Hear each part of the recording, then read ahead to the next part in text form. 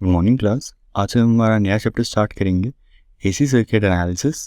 देखिए, AC circuit analysis पढ़ने से पहले कुछ चीज़ें आपको पहले से ही आनी चाहिए। जैसे आपको डीसी सर्किट एनालिसिस पढ़ने से पहले आपको 2 इंटू 2 4, 4 प्लस 4 8 और इसी तरह से 3 इंटू 3 9 पता था, 3 प्लस 3 6 पता था। तो आपको बहुत आसानी रही थी केवीएल केसीएल निकालने से पहले। तो इसी तरह से एसी सर्किट एनालिसिस पढ़ने से पहले कुछ एक पर्टिकुलर काइंड का मैथ्स रहता है जो आपको आना चाहिए। तो वो मैथ्स है क्या, ज़रा देख लेते हैं। तो ये हैं कुछ नए नंबर्स आपकी लाइफ में। इन्हें कॉम्प्लेक्स नंबर्स कहा जाता है। ये कॉम्प्लेक्स नंबर की पोलर फॉर्म है और ये उसी तरह से कॉम्प्लेक्स नंबर की एक रेक्टेंगुलर फॉर्म है। तो आपको एसी सर्किट एनालिसिस पढ़ने से पहले ये ज़रूरी है कि आप इनका सॉल्यूशन करना आपको आता हो, इनका मैथ्स आपको आता हो, इनकी एडिशन, सब्ट्रैक्शन, उसी तरह से मल्टीप्लिकेशन और डिवीजन। आपको अगर यहाँ प्रॉब्लम होगी कॉम्प्लेक्स नंबर्स को सॉल्व करने में तो बहुत मुश्किल हो जाएगा आपको क्या कहते हैं एसी सर्किट एनालिसिस पढ़ना। क्योंकि अगर यही नहीं आता होगा तो आगे हम कैसे पढ़ेंगे। आप एट द सेम टाइम आप कोशिश करेंगे कि मैं कॉम्प्लेक्स नंबर को मल्टीप्लाई डिवाइड करना भी सीख लूँ along with the AC circuit analysis. मैं चैप्टर पढ़ते पढ़ते ही सीख लूँगा, तो फिर एसी सर्किट एनालिसिस क्या है वो सीखना मुश्किल हो जाएगा। तो दोनों चीज़ों को एक साथ ही सीखने की कोशिश करेंगे तो थोड़ा सा कॉम्प्लेक्स हो जाएगा। आप एक काम कीजिए, अगर आपको पहले से ही आता है then it's well and good, आप लेक्चर कंटिन्यू कीजिए और एसी सर्किट एनालिसिस क्या है ज़रा जानिए, देखिए इसे कैसे सॉल्व करते हैं। और अगर आपको नहीं आता तो आई विल हाईली सजेस्ट कि आप इसे सॉल्व कीजिए। ये मेरे ख्याल से कुछ 15 इक्वेशंस हैं मैंने यहाँ बनाई हुई। आप यहाँ से इसे पेन डाउन कर लीजिए और इनका कैलकुलेशन कैसे करते हैं कैलकुलेटर के ऊपर, साइंटिफिक कैलकुलेटर के ऊपर। अगर आपको आता है ठीक है, नहीं तो किसी सीनियर से जाके सीख लीजिए कॉलेज में। पोलर डिवाइड बाय पोलर कैसे करते हैं, rectangular divide by rectangular, rectangular plus rectangular, polar plus rectangular, polar plus polar और पोलर डिवाइड बाय रेक्टेंगुलर। हर तरह की फॉर्म को आप एक साथ डिवाइड मल्टीप्लाई कुछ भी कर सकते हैं। तो कैसे कहते हैं कैलकुलेटर पे एररलेसली, वो सीख लीजिए एक बार आप। तो जब आप सीख लेंगे तो हम हमारा आगे एसी सर्किट एनालिसिस कंटिन्यू करेंगे। तो ये 15 इक्वेशन आप एक बार पेन डाउन कर लीजिए। मैं स्क्रॉल डाउन कर लेता हूँ। ये हैं इक्वेशंस।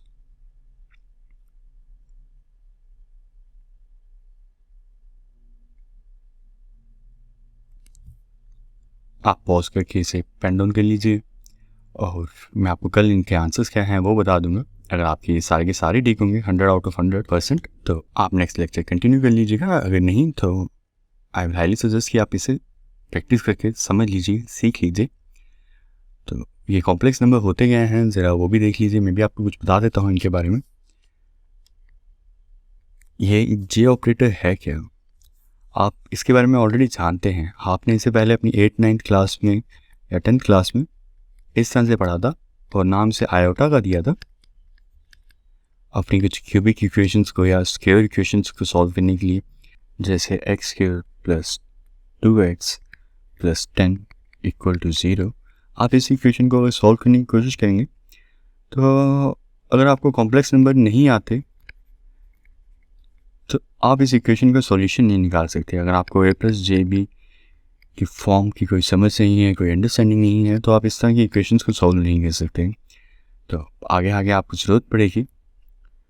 जैसे आपको लाइफ में पहले स्टार्टिंग में बस 1 to 10 आता हो तो काफ़ी था, आपके ख्याल बहुत खुश थे उससे। लेकिन जैसे आपने स्कूल ज्वाइन किया, आपने ज़ीरो सीखा, फिर नेगेटिव नंबर्स सीखे, फिर उसी तरह से आपने ये इंटीजर्स थे 1 to 100 भी सीखा, लाइफ में 1 to 1000 भी सीखा, फ्रैक्शंस क्या होते हैं वो भी जाना आपने, 2/3 को किस तरह से लिख सकते हैं हम, 0.66।